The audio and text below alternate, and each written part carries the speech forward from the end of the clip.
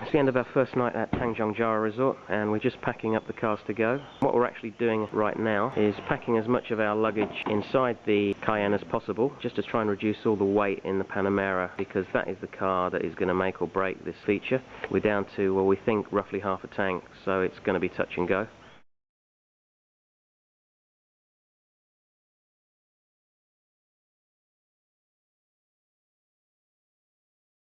Sheldon's taking charge of the Panamera S.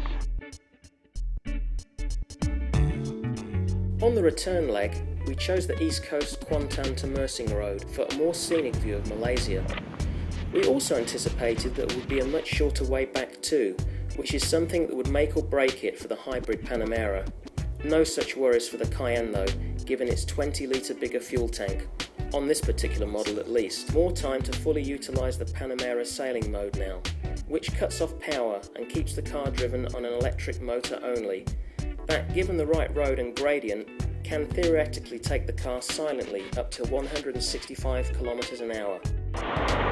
Right now we're at Kota Tinggi station, not giving in yet, but we've got about 60 plus km to go before the SO station in Tuas, and my range reads about 43 or 44. So I'm counting on, when it says 0 on the range, it's actually going to give me at least, if it gives me at least another 20 km more, we'll be right on the limit. But just in case we run out halfway between checkpoints or whatever, I think we've decided to carry a spare can of petrol with us.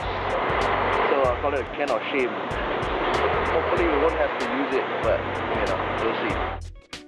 From the Kota Tinggi petrol stop, we pretty much held our breaths as 30 kilometres later the trip computer registered an empty tank. But we still had 60 kilometres to go.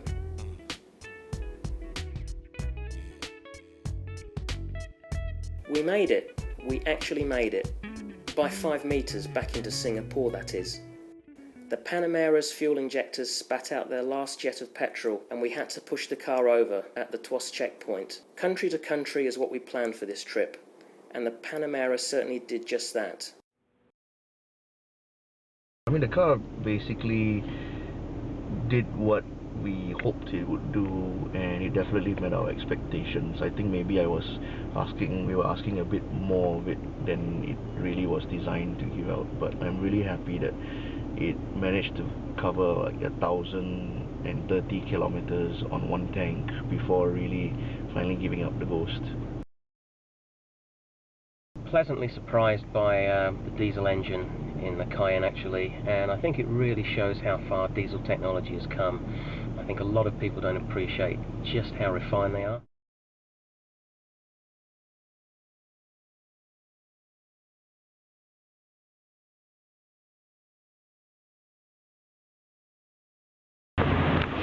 Oh, careful, careful, careful, low, low, low, low, low.